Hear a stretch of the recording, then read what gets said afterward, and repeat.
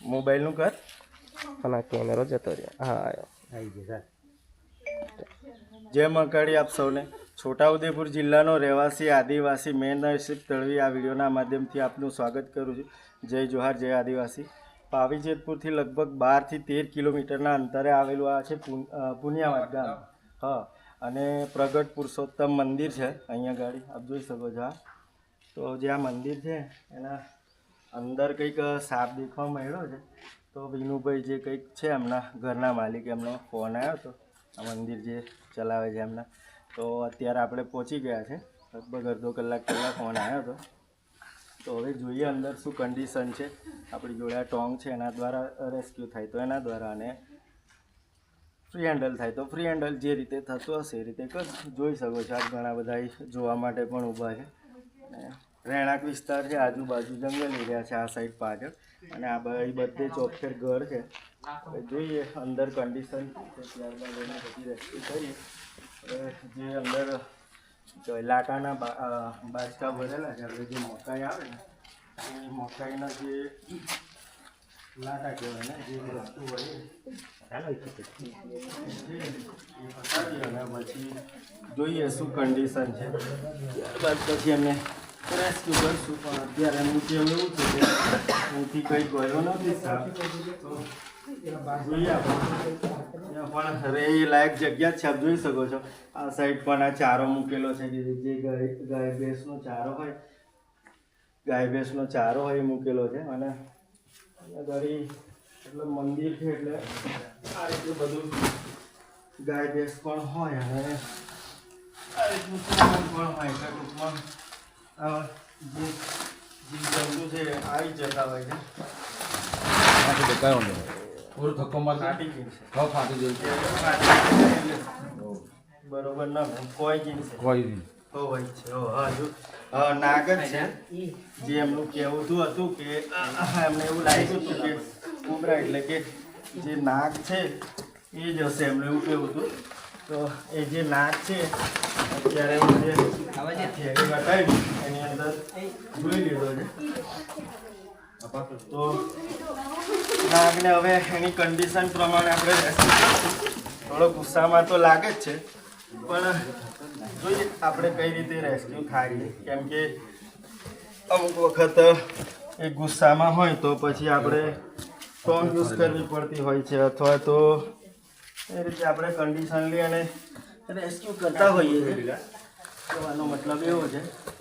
પણ એની પણ સેફટી ને આપણી પણ સેફટી એ રીતે થતો હોય છે.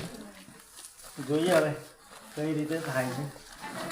ત્યાં તો એ ઘૂસી ગયો છે અહીંયા.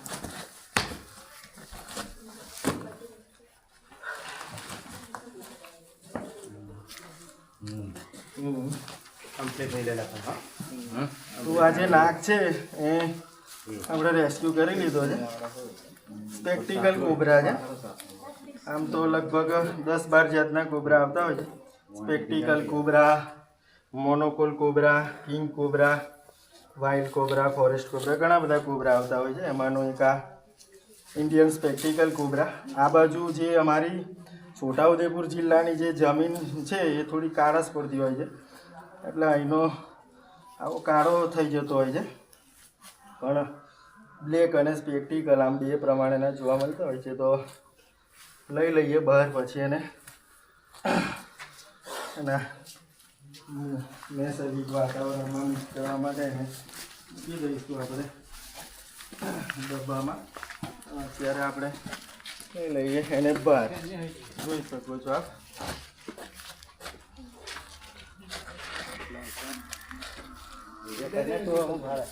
તો આ જે સાપ છે એને સ્પેક્ટિકલ કોબરા કહેવાય, ગુજરાતીમાં ના કહેવાય. આ ફણ માંડે છે એટલે ફેણીઓ કહેવાય, અને ફૂફાડા મારતો હોય એટલે ફૂફાડીઓ પણ કહેવાતો હોય છે.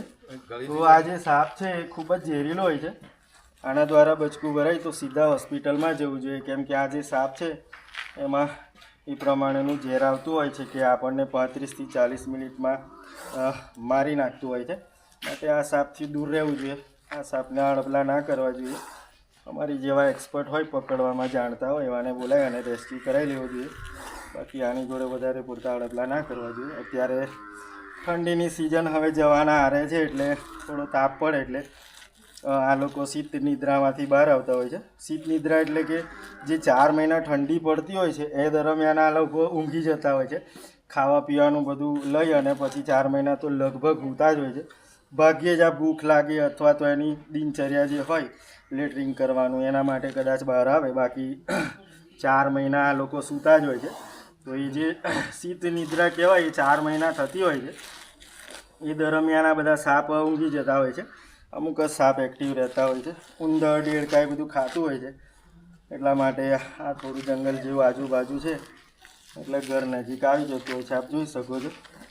પણ કહેવાનો મતલબ એવો કે બળવાએ ભૂવાએ ના જવું જોઈએ આ સાપ બચકું ભરે તો. મેં કીધું પહેલાં પણ કીધું છે ઘણા વિડીયોમાં કે 56 પ્રકારના જે સાપ હોય છે આ ડિસ્ટ્રિક્ટમાં જોવા મળતા ગુજરાત રાજ્યમાં. તો એમાંના 4 જ ઝેરીલા છે. એમાંનો એક આ છે.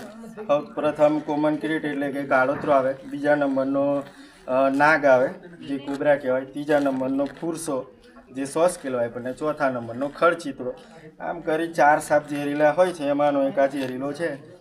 મતલબમાં સાચવવું જોઈએ, આનાથી દૂર રહેવું જોઈએ, એવું વધારે પડતું નજીક ના આવવું જોઈએ. કેમ કે એક બચકું ભરાય તો સીધું 2-5 લાખ રૂપિયા 10 લાખ રૂપિયા ખર્ચો, 5-6 મહિનાનો ખાટલો પણ થતો હોય છે. માટે આનાથી દૂર રહેવું જોઈએ.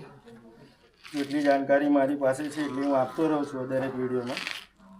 તો આપ ફેસબુકમાંથી જોતા હોય તો પેજને ફોલો, કોમેન્ટ, શેર કરજો, અને યુટ્યુબમાંથી જોતા હોય તો ચેનલને સબસ્ક્રાઈબ કરજો, શેર કરજો, વિડીયોને કમેન્ટ કરી જણાવજો. જોઈ શકો છો આપ. ડબ્બુ હશે મારી ગાડીએ, જરી ખોલીને મને જણાવી દેજો. એને જોવા માટે ઘણા બધા અહીં ફળિયાના જે હશે બધાને લઈ લો ને વ્યક્તિઓ એ હાજર પણ થયા છે. આ બાજુ એમનો ફોટો લીધો ખાસ મંદિર ચલાવવાનો. હા જોડે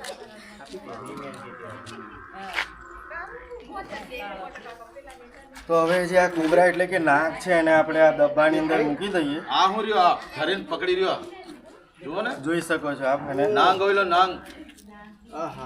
હા, નાગને હવે આપણે ડબ્બામાં મૂકી દઈએ.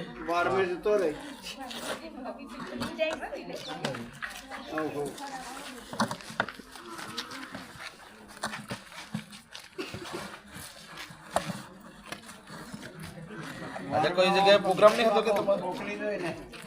આ ફોન આવે તો જઈએ, આપણો તો ધંધો જ છે એટલે શું કરીએ કહો. 2 માણસ જુઓ એમ કરીને આ બનાવે વિડીયો, બાકી નહીં બરાબર છે.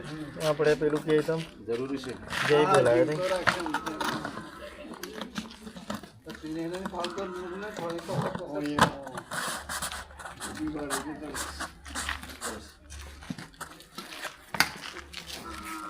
अभी वार्डमैन में की दो बेच कम